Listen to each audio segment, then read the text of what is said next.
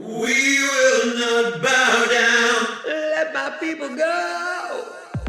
We will not bow down. Let my people go. We will not bow down. Let my people go. We will not bow down. Let my people go. We will not bow down. Well, hello and welcome to episode 72 of the Croydon Constitutionalist podcast, bringing classical liberalism to South London and beyond via our YouTube channel and wherever you get your podcasts. My name is Dan Heaton and my partner in podcasting today is Mike Swadling, the co-founder of the Croydon Constitutionalists. Mike, how you doing? Well, I'd like to live in less interesting times, Dan. I think a little bit of normality would be good for a while. But apart from that, I'm enjoying the heat. I'm determined to enjoy the heat. And yeah, it's nice to have a bit of summer. How about yourself? I'm less enjoying the heat than perhaps you are, although I've been going into the office so much these days, and the air conditioning is working very well. So it's so much of this working at home thing don't actually, opening the windows, it doesn't seem to do the same trick as air conditioning. So it's all good in that respect. Well, Mike, you mentioned interesting times. What on earth have we got to talk about? Well, we're going to talk about Boris's downfall in the Tory leadership election. We're going to talk about a possible IndyRef2 in Scotland. And we're going to talk about some of our live events and what's on our website. Well, yes, it's been on the cards for a little while now, and we've talked about it on the podcast, and many people have been talking about it at our monthly drinks, as how long could Boris last? But he still seemed to keep going. First we had Partygate, then eventually we got a vote of no confidence, which, whilst he did win that, he was severely wounded by the result, and the number of his MPs who did seem to not have confidence in him. But who would have thought it? The thing which seemed to be the straw that broke the camel's back was Pinchergate, where the deputy chief whip was forced to resign after he got a bit handsy with a couple of other MPs at the Carlton Club when he'd had one too many. MPs didn't like the way that was dealt with, and over the course of a few days, various cabinet ministers resigned, coordinated or not, and at one point it looked like, never mind whether the party or the parliamentary party had confidence in him, it was looking like Boris Johnson might not be able to actually put a cabinet together. And eventually the men in the grey suits had a word with him, and he has decided to step down. So, we now have a leadership election. Mike, what did you make of the way that Boris was eventually taken down? It's funny, is that you all great political careers end in failure, and you never quite see how it will happen until it does. Boris really a victim of his own actions, I think. They span and they misdirected, and they gave a variety of stories about Pinchergate, if I can call it that, when they didn't need to. Boris wasn't involved. Someone has the right to be innocent until proven guilty. Even if you've appointed someone perhaps in error, perhaps with some misjudgment, that's not the greatest crime in the world. I'm sure, Prime Minister appoints a lot of people. Had he got one wrong, I think Boris could have brazened that out. But instead, rather than fessing up to it, he decided to go down this rabbit hole of spin and changing stories, and really got what he deserved from that. My sense was a cabinet that could just simply no longer trust him, and in that case, really, you can't work for someone you don't trust, and you can't work for someone who you can't take the word of on any occasion. And I think it's a real shame in that sense for Boris. Although I think, frankly, given what he's done to our country in the past couple of years, I can't say I'll be terribly upset by it. It was hilarious at the end. I mean, the men in grey suits took about 3 attempts. And when he tried to appoint his sort of third cabinet in a row, it did appear like no one would join it. I'm assuming, I don't know, Dan, if you know, there's still some ministerial vacancies at the moment. As far as I know, there might be. They're fairly junior, I think. Yes. But yes, I'm not sure every role has been filled. I'm frankly, I'm not so sure that all of those real roles really exist or should exist. But that's a discussion for perhaps for another day. Although perhaps not, because it might depend on who the new leader is and what their philosophy is on government. Actually, so it might prove relevant. Yeah. So Boris is stepping down, and we now have the beauty parade that is a Conservative Party leadership election. And given what we've seen over the past few years, and obviously, you know, the pandemic's had a massive effect, and we're now seeing the cost of living crisis, which, you know, we've talked about before, might have been the thing which actually did for Boris in the end, but actually he's been brought down for other reasons. At least at this point, we knew this was coming, the cost of living crisis, because they spent money and they closed the economy, and for a very long period of time, even ignoring, if we can, the massive civil liberties implications of telling me that I cannot go to the pub and that various businesses cannot run. But just from the simple financial perspective, it was always going to cause problems. And to be fair, it is causing problems all over the developed world at the moment.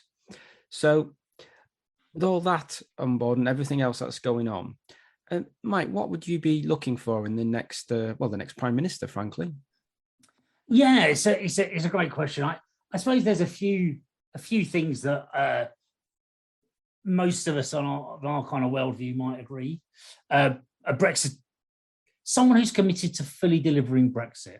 I'll pause there. I'll stop myself saying Brexit here, but someone who's good, because that doesn't necessarily matter, but it does matter that there's someone who's committed to fully delivering Brexit for the United Kingdom, not just Great Britain. I think someone who's committed to acting on net zero, and now I'd like to see them get rid of the targets, but frankly, just kick it into the long grass. We're not actually going to work on it in the next few years, as the recession that is almost inevitable kicks in, as energy costs spiral out of control. It's not actually going to happen. Someone fess up to that, and the sooner you fess up to it, the better it is for everyone. The less people will be going cold this winter. The less people will be losing all of their savings to pay gas and electric bills. Anyone that saves some face by trying to delay that decision and hurt, frankly, millions of families disgusts me. Someone that's got some ideas to kickstart the economy, and someone that's going to do something on the culture wars generally, someone that's going to make us feel like we've got a Conservative government. So there's quite a wish list there. I guess there may be, you might almost allow one. Well, no, I'm not sure I'd allow any of them to go. Now, they might not be strong on everything, but you do need someone that can kind of touch all of those spots to me. Yeah, and one thing you didn't mention there, which has been raised by some people thus far, is the issue of whether or not to leave the European Human Rights Court in order to control the illegal immigration coming across from France. That's an important question, I think, for these candidates. Are they prepared to do that? Some have said they are. Some have said, not very much on the subject, frankly. Well, if we look at the runners and riders, there were a few people who did actually put their name forward. One of whom I'm not going to mention because I can't remember his name, because he was nominating himself, and that was that. Grant Shapps as well, but he decided he didn't have enough nominations, so he stepped aside. But yeah, we've now had 2 rounds of voting as we record this. In the first round, Nadeem Zahawi, he went out because he failed to get the 30 vote threshold, which was on the cards in the first round. But the worst performer in the first round in terms of votes was Jeremy Hunt. What did you make of Jeremy Hunt's shocking performance? You'd need a heart of stone not to laugh. Jeremy Hunt, feels so much like yesterday's man. To me, my impression of him, I saw him live with Matt Ford about 6 months ago or so now in London as part of Matt Ford's political podcast. And you know, he comes across very well. He speaks very well. He's quite funny, and the audience, London metropolitan audience, quite like this Tory. But of course, that really says it all. He feels like he's fighting the pre-2019 election Brexit battles.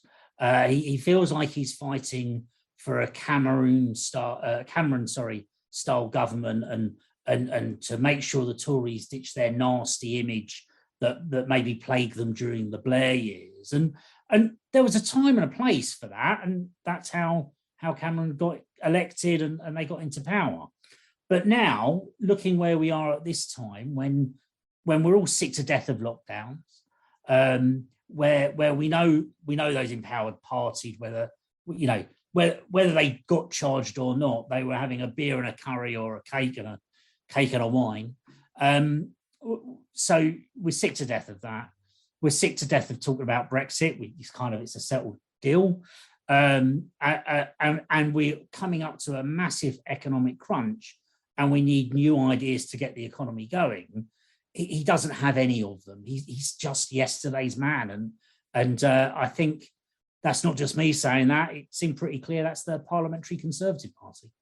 Indeed. Well, if Jeremy Hunt's yesterday's man, there's one candidate who's really, really done very well so far. Maybe she is tomorrow's woman, and that's Kemi Badenoch, who got 40 votes in the first round and 49 votes in the second round. A Brexiteer, certainly has no truck with identity politics. That's very clear. So, you know, on side, but so far not mentioned too much about tax cuts and the net zero aspect of things. Not sure what she thinks about those things. Whereas somebody who we're pretty certain we know what she thinks about those things is Suella Braverman, who got through the first round but dropped out after the second round with only 27 votes. Be interesting to see if there's an amalgamation of their votes in the next round. Mike, what have you made of Kemi so far? So I would say with Kemi, I think she has spoke about both tax cuts and net zero. Net zero, she's definitely come out against, and she hadn't until yesterday, I want to say, as I speak. And she said that this is a self-inflicted wound, and she's spoken well about net zero now, I think. Tax cuts, what she said, I think is quite brave, which is I'm not gonna get in a competition for offering tax cuts that against all of my rivals running for the position. Now I don't necessarily agree with that. I'd like to see her talk more about tax cuts, but I don't actually think that's a bad idea. You know, to set yourself out in a slightly different way. I was concerned early on in this. There was an awful lot of the leaders were just saying, "Oh, a penny here, a penny there," and no one was really talking about the tax reform we fundamentally need. Grant Shapps talked about bringing forward a 1p cut in income tax that's already been announced. He thought, as if this was meaningful, as if it was going to make any difference. You know, when those gas and electric bills start landing on people's floors, 1p in income tax for people who mostly are living tax-free and can barely pay their bills is got to be neither here nor there. Now, it's not to say lowering tax is a bad thing, but you know, what's going to move the economy is going to be, you know, what's going to help a lot of families is cutting VAT. What's going to move the economy is cutting corporation taxes. You know, a penny here, a penny there on income tax, offering up stuff as a gimmick, I don't think it's the right way forward. So I think I can give that. Kemi generally, fantastic. What a breath of fresh air. Different, interesting, just has a different mannerism to the other very safe pair. You know, most of the others look like a very safe pair of hands in a time when we need a radical like Thatcher, and Kemi's really got that. I really liked a story from her, I think it was her sort of initial press conference or launch conference, where they put out of use the gender neutral toilets.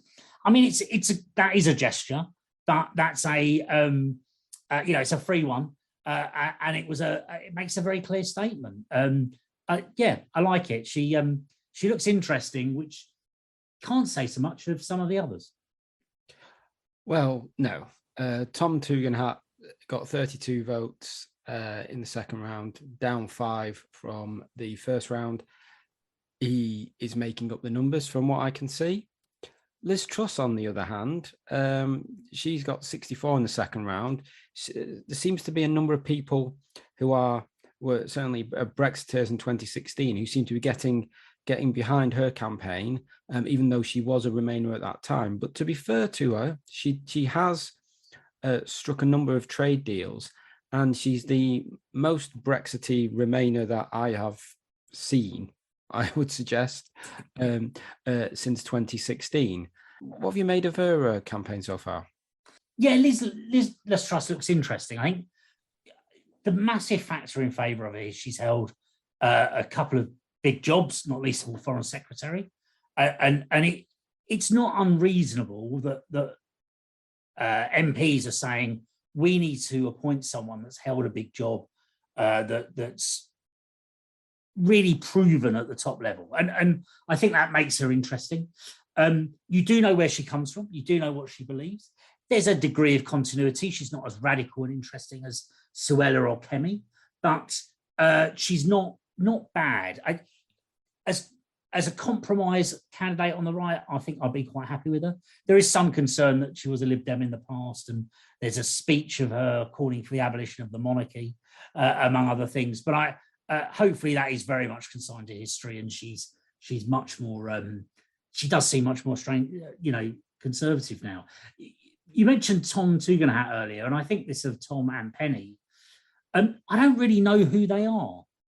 It's quite a worry that we're a week into this, and some of these candidates seem to try to be all things to all people, and that worries me. If you're doing that, I think that probably means you're nothing to anyone. Well, you mentioned Penny there, Penny Mordaunt. She is someone who started out perhaps not as the bookie's favourite, but she's radically changing their views at the moment, and is certainly right up there now. She got 83 votes in the second round, behind the early front runner Rishi Sunak. Sunak's been very cautious in terms of the economic matters he's talked about. Essentially, the economy needs to grow before he can do tax cuts. Well, I'm not going to get you started on Laffer curves, Mike, but you know what I mean? It's just that, and Penny Mordaunt, she's come across quite well. She's come across, she told a few jokes almost. But there is, of course, the belief that she is all in favor of self-identification as a woman or a man or whatever, because of some comments she's made earlier. And interestingly, Suella Braverman earlier today as we record, suggested that both Rishi and Penny are people that she believes are from the left of the party, and she thinks that in that final two there should be somebody from what she considers to be the right of the party to give the membership a real choice. What have you made of Rishi and Penny, the front runners so far? Well, I think Suella Braverman has nailed it there. Really, they do seem to be from the left of the party. While saying I don't know much about Penny, and that does worry me that I don't. What you do hear consistently from the past does seem to be, frankly, in Labour Party or Lib Dem territory. Rishi Sunak, as you say, is financially illiterate in terms of the effect of tax cuts. Although, of course, looking at the last couple of years, certainly, we do know that Rishi Sunak is financially illiterate. He's spent money like a drunken sailor, and now we've got to pick up the bill. And I know there is some talk that he didn't necessarily want all this activity, and he's had to do it. Well, no, I'm sorry, you're Chancellor. You chose to do it. You're arguably the second most powerful person in the cabinet.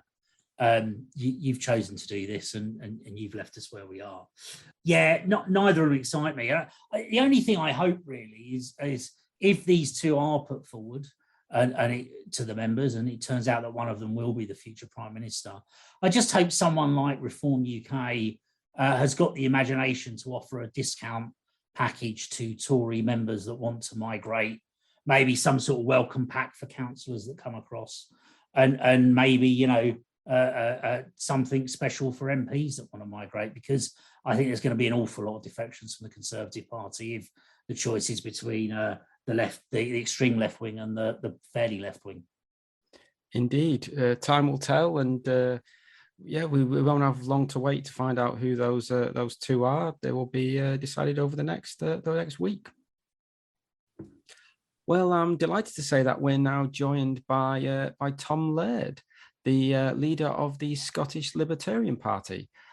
Tam, how are you doing? And welcome to the podcast.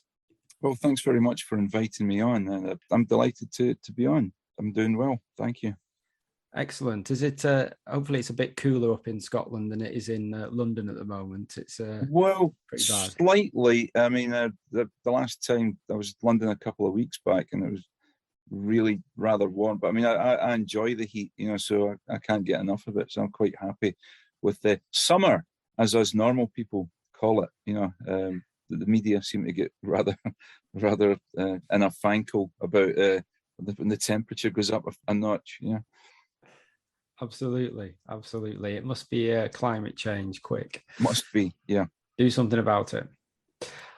Well, Nicola Sturgeon has been back in the news. She's really out of the news these days.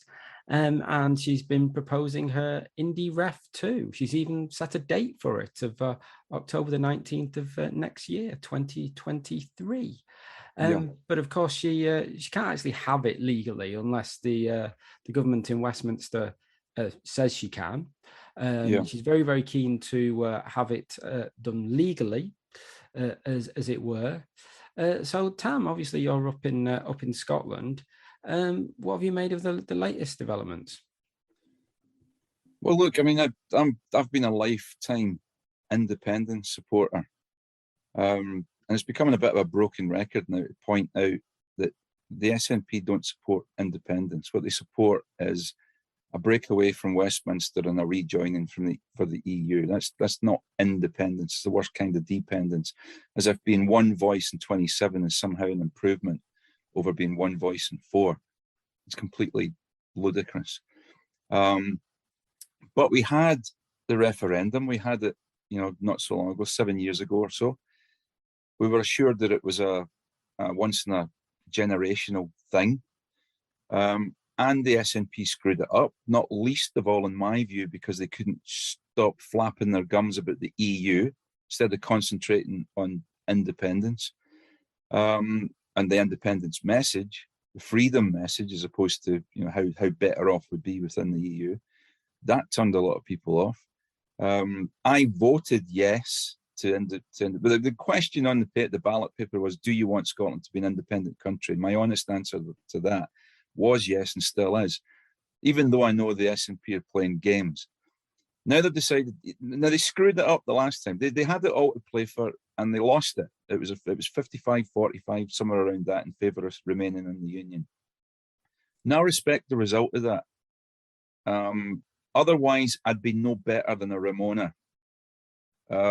I voted to leave the EU, and I probably, like yourself, I was disgusted by the antics of many people within the Conservatives and the Labour Party and the Liberal Democrats, all trying to get it nullified and have another referendum. You know, and keep having a referendum. You know, do what Portugal done, do what Ireland done. Keep having the referendum until, you know, the establishment get the result that they're looking for. Well, that's not how it's supposed to work. We had a referendum.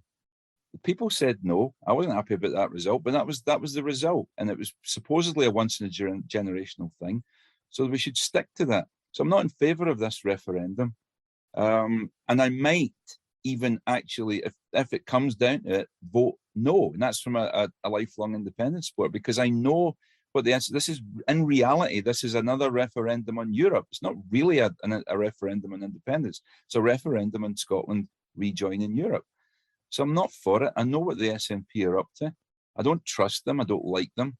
So I think if I am asked again, I may vote no this time. And at the end of the day, it's my belief that independence will come organically when, you know, this is not something you should do from the top down. Whatever way it goes, you're leaving half the country behind.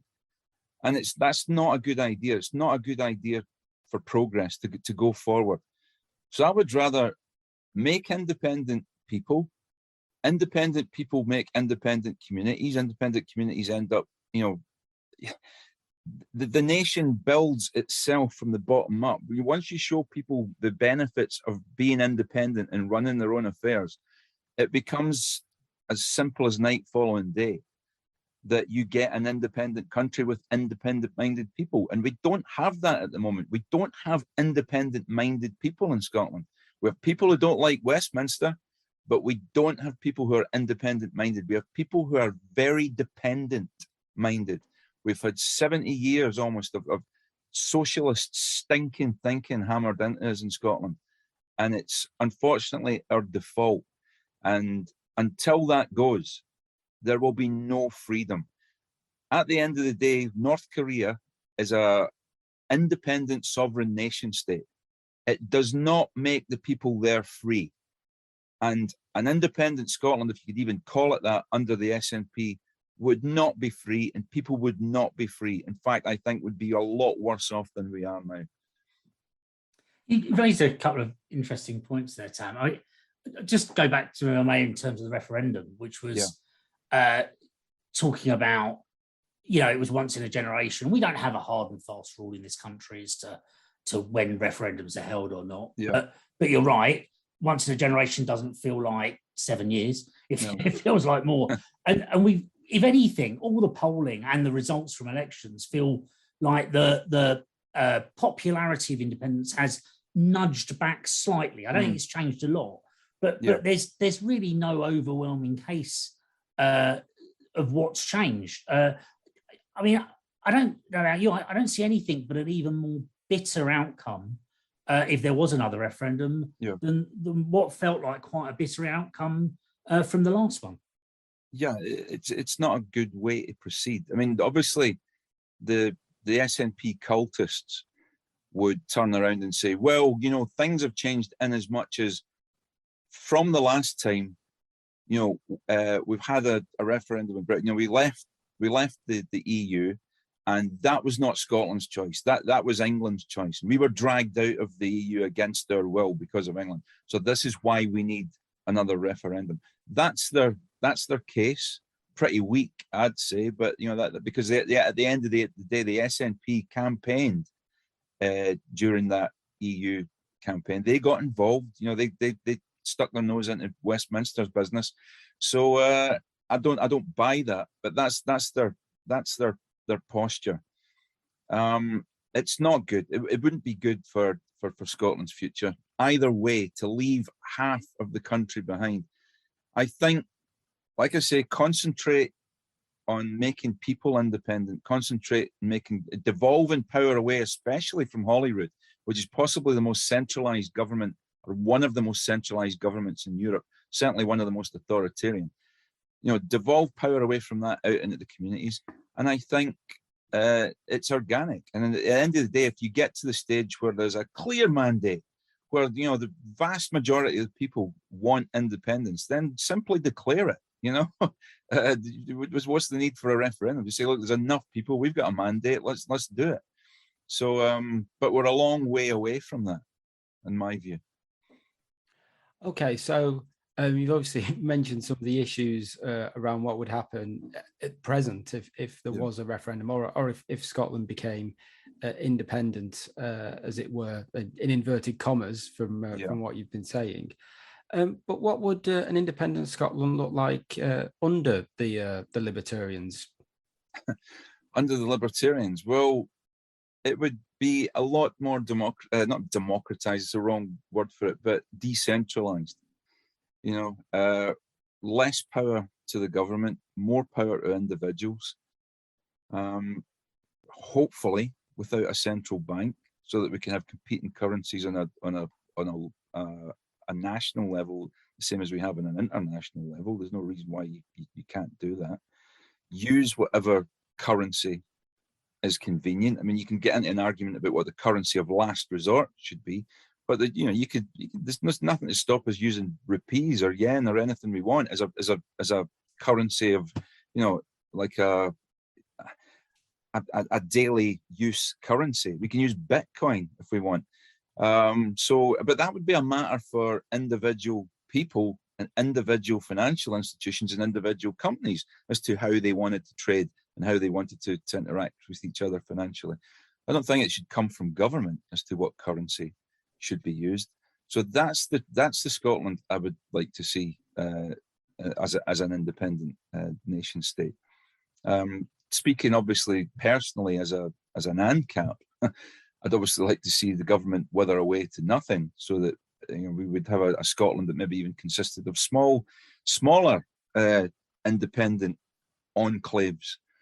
But we're a long way away from that. I would settle for an independent Scotland with a government that was minimal, no central bank, and more powers devolved out to individuals and into communities. And obviously low, if not no, taxation, which is one of the most important things.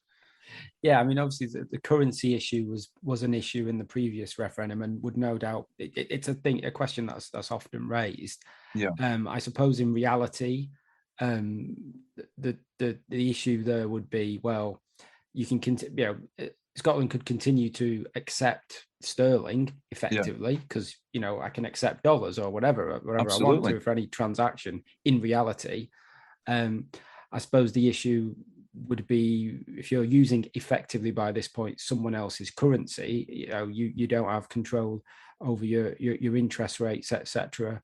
Which is one of the issues, of course, with the euro and stuff like that. So there would be a lack of independence unless Scotland had its own currency. But obviously, from your perspective, that aspect's not a concern for yourself, because of it's not a concern for me.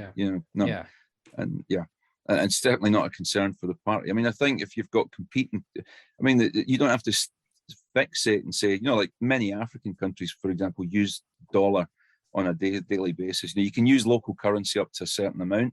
And I spent a lot of time in East Africa. You can use Tanzanian shillings, for example, to a certain amount locally. But after you get to about $20, $50 worth, people then start demanding dollars because they see it as a more secure currency. So they use dollars all the time. It's not their currency, but they use it. So you can use any currency you like. And at the end of the day, it's down to individual businesses. So if the interest rate on the dollar goes up, then switch to another currency that's interest rate suits you. Let's have a free market on currencies nationally. And one other issue, I suppose, about Scottish independence in particular is the fact that, and you've alluded to the way the SNP has run Scotland, and the sort of dependency culture that exists in Scotland to a large extent these days. How do you think you could sort of change that mentality? And I know you said that you'd see independence being a sort of grassroots thing, which goes upwards and what have you. And by the time of independence, everybody be a bit independent themselves. But let's just assume that independence occurred and the Libertarians came to power shortly thereafter. How would you go about, from a sort of running the finances of Scotland, on day one? Well, thankfully, that's something I don't know anything about. So hopefully it's not going to have to be me that does it. But I'm quite sure that in amongst our entrepreneurs and businessmen in Scotland, they know what they're doing better than the government does at running the financial affairs of the country. And let's face it, in order for the Libertarian Party to get elected in Scotland with any kind of majority, I mean, at the end of the day, because this is what you're asking, you say, what would you do if you had an absolute majority and you could do anything you want? Well, assuming we got to that level, then there would have to be some sort of appeal in our policies to the population at large.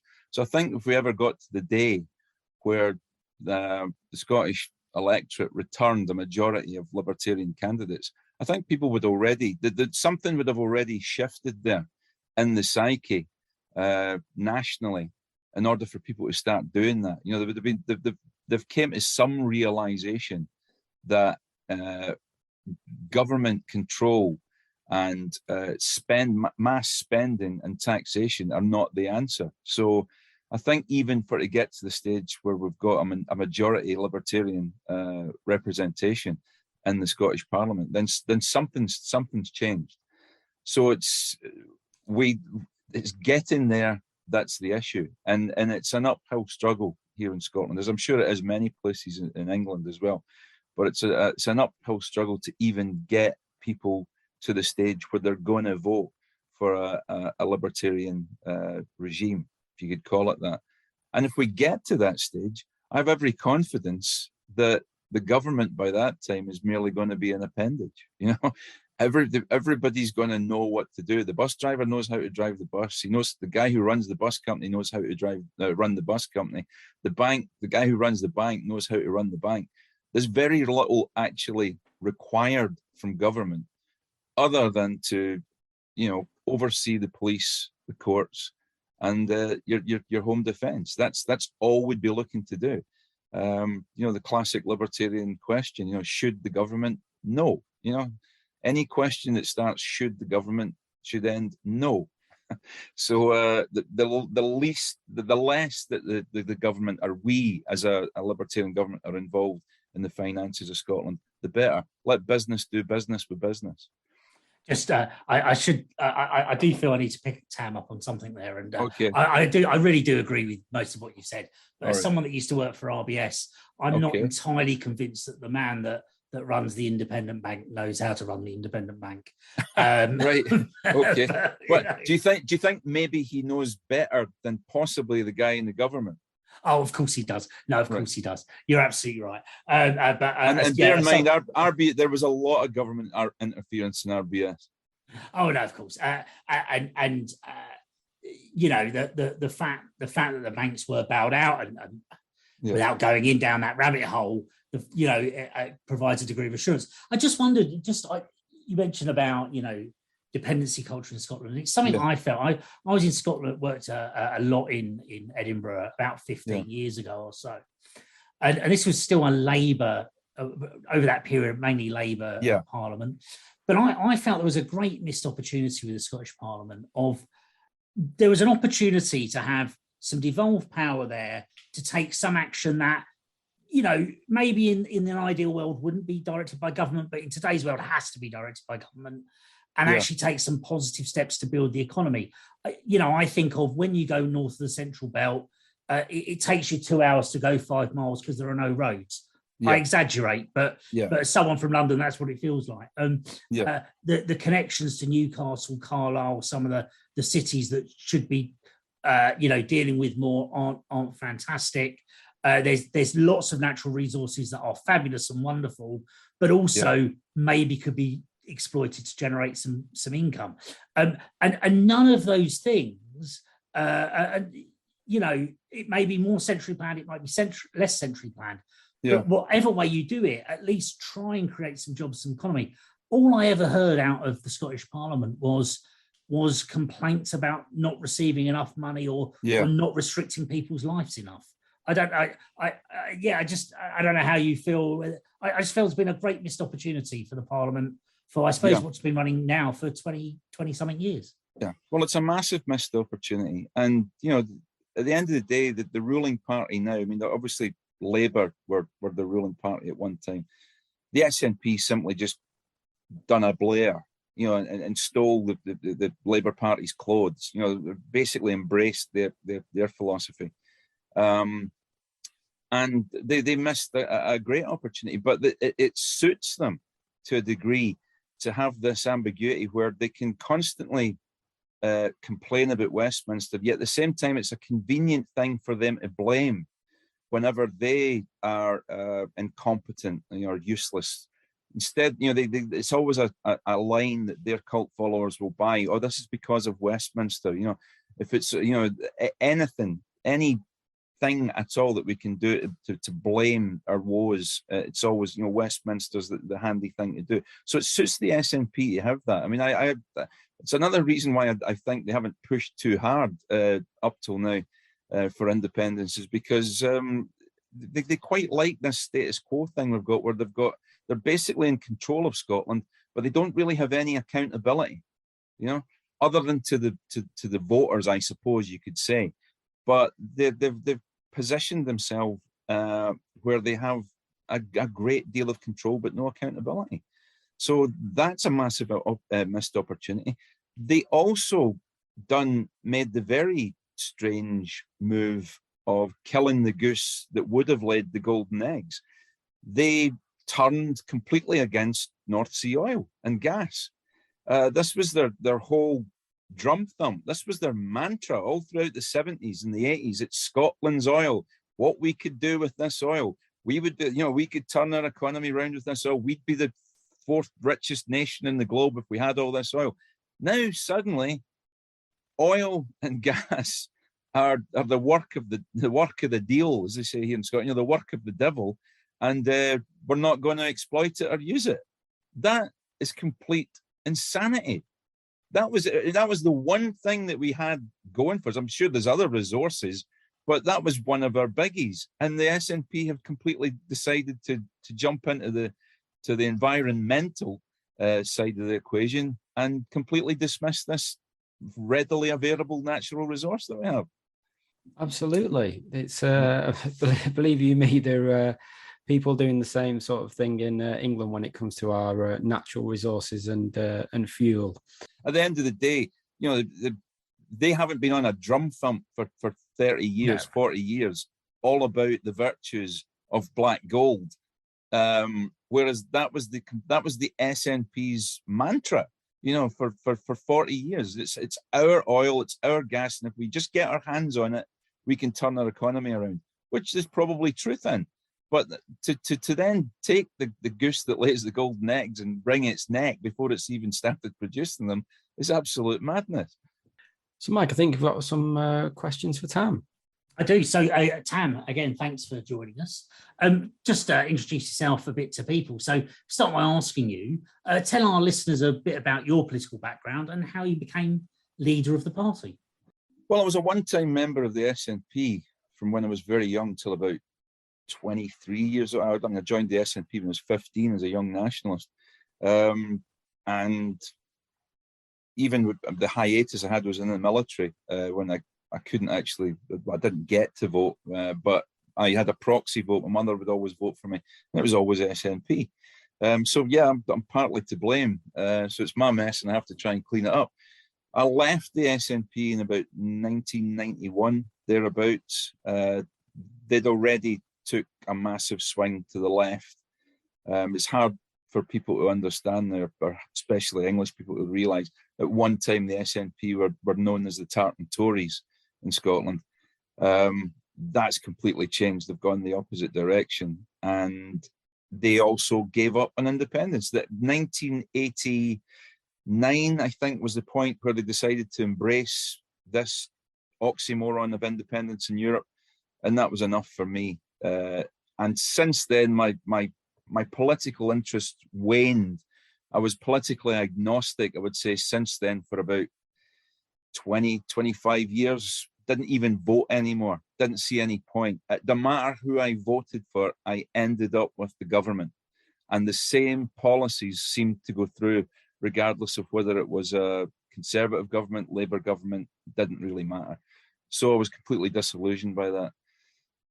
Then I discovered this crazy thing called Libertarianism, got involved in a local group here in Edinburgh, in Scotland, and it grew from there. We became a political party shortly after, and I originally ran in Leith Walk as a candidate, one of the first candidates to run for the party in the council election.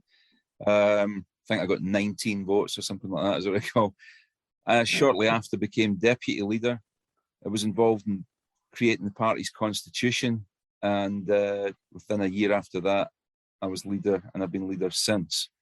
And I've been happy to say it's been one of the greatest achievements of my life, is to have contributed to the libertarian movement in Scotland and fielded candidates. We fielded candidates in the Scottish parliamentary elections, and for the first time in electoral history in Scotland, people were able to vote for a libertarian candidate. Wherever you were in Scotland, you could vote for a regional candidate that was a libertarian. So that's an achievement in of itself. So that's basically my background. No, that's excellent. You've mentioned some of them, but beyond independence, what are some of the sort of main policies of the party? Well, our main policies would include reducing taxation, preferably to zero. But if we can get it down to a level of 10% across the board, and at that, voluntary, then that would be something that we would aim for. I mean, I think at the end of the day, if you don't solve this issue of tax, if you don't solve this issue of government being able to appropriate your property at will, then you're really up against it. I don't see any way forward if you don't solve that problem. It's the first and foremost issue that has to be solved, is the issue of taxation. In addition to that, we want to create a society in which where free speech is paramount, freedom of association is paramount, and all your individual rights and liberties, if the government exists, are guaranteed under a Bill of Rights. What that Bill of Rights would be worth, I mean, we know how it's all gone in America, but at least if you have it, you have something by which people can actually fall back upon. I mean, the SNP are talking about making a constitution. From what I've seen of it so far, it's pretty leftist, pretty globalist, and they're looking at putting things in there like you've got a right to food, right to healthcare, right to water, all this kind of thing that us as libertarians would balk at. They're looking at putting in there. So our main policies are tackle taxation, get it down to as low a level as we possibly can, and eventually get rid of it if we can as well, and privatize every damn thing we possibly can. As far as the NHS is concerned, what we'd like to do is basically deregulate medicine to allow anybody and everybody to compete on a level playing field with the NHS. If you wanted, and take away the NHS's ability to demand your subscription. You want to subscribe to the NHS, by all means go ahead and do so. If it's good, if it's as good as it claims, I'm sure it'll have no problem competing on an open market with other healthcare services. So that's basically what we'd like to do. No, excellent, thank you. Just on tax, anyone involved in anything in business, the amount of your time you spend planning the tax implications of what you're doing is wholly out of proportion to the amount of time you spend actually doing what you're doing. And if tax could be got down to, you said 10%, but even I say less than 20%, capped in some way, that would stop. It just wouldn't be worth putting the effort in anymore, because you'd always pay under that amount. And you're right, that would make a huge difference. I mean, I don't see any reason why government cannot function adequately with a taxation level of 10-15% across the board. I mean, really, there's so much waste, as you know, not only here in Scotland but in England, but in Scotland. But we're doing our best to try and put an even heavier burden on the taxpayer. Nicola Sturgeon basically bribing her way to favour, bribing her way to power. We'll give you free education, we'll give you free higher education, we'll give you free dental treatment, free prescriptions, free bus travel, free transportation even throughout Scotland. There's no end to the free stuff that Nicola Sturgeon is promising. And unfortunately, people buy into it. And I've said this before, Scotland will have independence when Scottish people actually care more about freedom than they care about free stuff. And at the moment, that seems to be the focus, is the free stuff. And it's unsustainable, as you know. Away from some of the policies, you've been on GB News. Yeah. How was that? And more broadly, how do you find dealing with the media? All credit to GB News. And by the way, it's a mystery. I mean, I think some of our guys, Jonathan Rainey, one of our candidates, I know he contacted them. But I still don't know how I got on there. But I've been asked on. And all credit and thanks to GB News, because other than that, we couldn't get arrested. Literally, we tried, and even within the so-called libertarian press, other than your good selves, we've had very little interest. We contacted Spiked, we contacted Reason magazine too, and said, we're a political party in Scotland, we're running candidates, could you do an article? Diddly squat, so all credit to GB News for that. It was great being on there. Unfortunately, I might be turning into that guy that they wheel out to give Nicola Sturgeon a kicking, which I'm only too happy to do. But we do have views on other things as well, so it would be good to get that across on there. And I feel a little bit bad. I mean, there is a Libertarian Party UK. I'm sure they have guys that are perfectly capable of getting on there and putting their point across as well. But we're all libertarians, and if we get, at least we have one libertarian on there, it's all good. So it's been great to have been asked on there, and I hope I get asked on again. I think I've been on 4 times now, which is pretty good. So that raises the profile of the party. It raises the profile of libertarianism in general, and hopefully I do it justice when I'm on there. Although the last time I was on, I don't know if you've seen that one, I was on with the Crankies. I didn't know. Yeah. That was a big moment. I expected the panto offers to come rolling in after that. I felt that TV Quick Award for Best Widow Twankie of the Year in my hand as that interview progressed. But fortunately, it hasn't happened yet. So. But yeah, it was good fun, and I'm glad. I think the last time I was on GB News, Stuart Waiton. I don't know if you're aware of him. He's from Abertay University. He's a lecturer up there, and he's quite prominent in the civil libertarian movement. And although he's an ex-RCP guy, so he's quite left of centre economically, very left of centre economically actually. But he's at least a civil libertarian, and he got to speak first the last time I was on. And he kind of stole my thunder. He pretty much said everything I was going to say. So fair play to him for that. And yeah. Just on that, I find that very interesting at the moment, is that because the key issues of the day are, can I get to the end of the sentence without being arrested? Civil liberties become that much more important. But I suppose that a plea from me and Danny's here, of course, when you get nominated for that BAFTA, just remember the guest tickets and who helps you there. I will do. Yeah, absolutely. I get that Best Widow Twankie award. I'll definitely name check both your good selves and anybody else that's elevated me to dizzy. You mentioned this earlier about running candidates. You've been really good at that, and that's not always true of some of the smaller parties. So that's fantastic. What's been the secret of your success of getting candidates out there, and how do they get involved if they want to?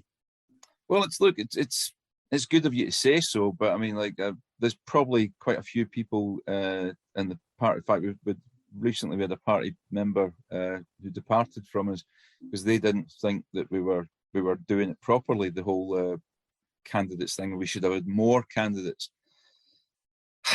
It's a difficult one. Look, when it comes to council elections, those are the ones that are relatively easy because it costs you nothing. It costs not penny one to actually put the candidates up. So it's a good way of getting your name out there. So we were always keen to do that. That was always a strategy for us to get as many as we possibly could on those elections. In terms of the Scottish elections, that was a long time building up till we got to the stage we got the amount of candidates that we did in the Scottish parliamentary elections. But I think for a small party our size, we do punch above our weight, and I think we have done reasonably well for under anybody's point of view. When you actually look at the we don't have any money that we have comes from our members. We don't have. This is what always cracks me up when people dismiss libertarianism as some sort of corporate creed. You go, well, really? Where's my check from Halliburton? Yeah. Where are all these checks rolling in from the corporations? It just doesn't happen. So we struggle for funding, but the greatest resource that we struggle for is activists. That's the most difficult part. We've got a small core of activists, no more than 20, who really do everything, and it's a strain. A lot of people burn out. A lot of people get disillusioned. It's just a matter of focusing on what you want as a party and what you want to achieve. So I think for us as a small party, I think I can't thank enough the people around me. Treasurer is very important. You don't have a good treasurer, you don't have a treasurer, you're really struggling. So our treasurer, Liam Harkness, has been instrumental. Our membership secretary, there's a team there that put a lot of time in and a lot of effort, and that's a requirement. Without that, you're going nowhere. And it's a thankless task. Nobody gets paid, We're all doing it at our own time. It costs us money to do it, but we all believe in what we're doing. So that's really what helps. Having a good team of committed activists. But we're starved of activists. It's really hard to find people who are committed to put the time and effort required in to make the party go forward. So it's a situation of sort of 3 steps forward, 1 back. But I'm happy with that because you can overstretch yourself. I think we could have fielded possibly 10 more candidates at the last council elections. But there's the admin side of things. You've got to keep on top of that. You've got to keep in contact with them. And then after it, you've got to chase them up for putting in, even if they haven't spent anything expenses wise, you have to chase them up to get their expenses forms in, because that could be another trap that you fall into. Admin wise, if you don't keep on top of things, you can lose a lot of money and you can't afford to do that as a small party. So it's really just keeping things in check and not overstretching ourselves. I think that's basically it. There's no more magic to it than that. And if people want to get involved, they can go online to www.scottishlibertarians.com. We're also on Twitter at @ScoLibertarian. If you go either 2 of those websites and follow the arrows, that should let you know how to get involved and what to do if you want to be a candidate.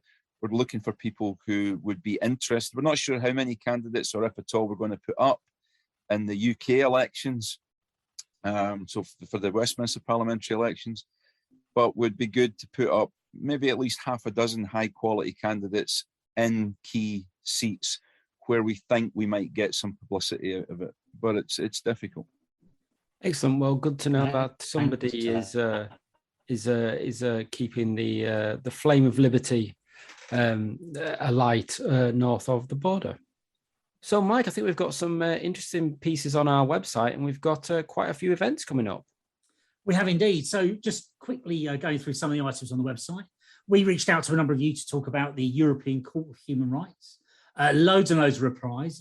Thank you ever so much for coming back. It's always great to hear your views. I'll just quote one from Zach Sterling of the Heritage Party. It refuses to recognise the merit in deterring would-be asylum seekers from making the dangerous journeys across the English Channel. I think that was a theme that came across talking about the European Court. So yeah, thanks everyone for that. Well worth reading through. I've got an article up there about the right to strike. Not something necessarily a lot of people with our worldview would do, but I do think people have a fundamental right to free association, and with lots of strikes going on, they have a right to strike. We might not always agree with it. And I've got a quote here. After 2 years of having our freedom suspended, not least our right to assembly, and with further threats to our right to free speech coming along, it's more important than ever to support those rights of those striking. And it's really even if you disagree with them. So again, I'll ask you to have a read of that. We've got an interview with a Spanish political scientist, Lorena Cervantes. Apologies to Lorena if I've butchered her name there. But interesting, different worldview. She interviews lots of political candidates from across the United Kingdom. She's some interesting thoughts on that. A quick quote from her: "I have low expectations because here in Spain, politicians don't respond to emails. And I thought it would be the same for UK MPs. It turned out I sent 6 emails in 1 week, received 5 responses." So an unusual thing to hear a good thing about British politicians, but she's got that there. Yeah, a different take on British politics, but might interest you. John Broadford, who some of you from Croydon certainly will remember from Brexit campaigns, has written about who he calls Mr. Brexit, Boris Johnson, and lamenting in some ways the loss of Boris as Prime Minister. One of his things here, led by principal Remainers Theresa May and Gavin Barwell, who gave away all negotiating power to their friends in the EU. So we would have Brexit in name only. He talks a bit about the Brexit referendum, Boris's impact, and how hard it is to govern in these times. Again, an interesting read, and really good to hear from John, particularly someone we worked with a number of times over the years. And lastly, on articles, another article from me was in Blacklist Press, the free speech newsletter, talking about the monarchy and why the monarchy is an incredibly important institution. Lots of bits in there, but the one thing I will say is that, in essence, most of the best countries in the world that you want to live in are constitutional monarchies, although very few countries in the world as a whole have that form of government. So whatever you think of monarchy, it does seem to work. Have a read, have a think, and give us any feedback. We always welcome it. Moving on from that, though, we have some in real life events. It's great now we can get back out. It's great to enjoy the sun. And but we also have some indoor events, evening events. So first of all, Wednesday the 20th of July, we have our no passport required Thursday Wednesday drinks. So that's Wednesday the 20th, 7 p.m. at the George in Croydon. Great to see as many of you there as possible. On the 30th of July, and that's Saturday the 30th of July, the Taxpayers Alliance are doing a street stall with us in Purley. As part of their Town Hall Rich List Roadshow, they're coming to town and asking the people of Purley what they think of Jo Negrini, whether she was worth her £613,000 remuneration package for the year 2021. Now, Jo Negrini, of course, is the former Chief Executive of Croydon. She was the highest paid Town Hall member of staff in the country for that year. And you'll have a chance to have your say on that issue. And we'll be asking people what we think of that. Now, Croydon politically has changed since then, but we've still got many of the same facets of the council in place. And it'll be great to send a message to the new administration of what the people think. If you're interested in join us, help us out in the stall, come meet the Taxpayers Alliance people and come and just have a chat. Purley's a lovely town centre. We're there from 10:30 a.m. till 1 p.m. Outside Andrews Estate Agents. It would be great to see you there, and yeah, great to get back to doing some street campaigning again. And then lastly, we've got a free speech event, a return of our My Tuppence Worth events. I'll say our second one. We'd have hoped to have held many, but there was a little interlude for a couple of years there. Your opportunity to give your tuppence worth on any issue you feel, talk to the assembled crowd, and have a little Q&A. So it's at the South Croydon Conservative Club on Tuesday, the 2nd of August from 7 p.m. If you're interested in speaking, get in touch, or just turn up and watch. You get 3 minutes each, followed by a short Q&A. It doesn't sound long, but quite a long time to speak. We're actually splitting the evening in two. The first half of the evening is an opportunity for people to answer the question, how do we ensure there is never another lockdown? And the second half of the evening is an opportunity to speak on, frankly, anything you want. All we ask is they're non-partisan, because it kind of just annoys half the people there if you are, and also that you remember the laws of libel still apply. So, or laws of slander, perhaps in this case. So, yeah, great opportunity. Come and give a speech. Come and take advantage of free speech. It's only ours if we claim it and use it. A great opportunity to meet up with some friends and some fairly cheap beer at the South Croydon Conservative Club from 7 p.m. on Tuesday, the 2nd of August. Yeah, some really good live events we're putting on there, and I hope to see as many people as possible at those events. Well, if you'd like to write for our website or have any stories you'd like us to cover, please do contact us. You can do so via the Twitter @CroydonConst, via our Facebook page, via our website, croydonconstitutionalist.uk, or via email, croydonconstitutionalists@gmail.com. Well, do please subscribe to the podcast and the podcast and the YouTube channel. Do please like, share, and leave a review. It's always good to get feedback, and it helps others to find the podcast. Well, thank you very much to Tam for joining us on the podcast. Hope it was as pleasurable as being on GB News. Well, very much so, yeah. And people don't have to look at me in this one, which is it's even better. They won't be bedazzled by my Hawaiian shirt. And thank you to everybody for listening. Until next time, it's goodbye from me. And it's goodbye from me. Stay free, everybody.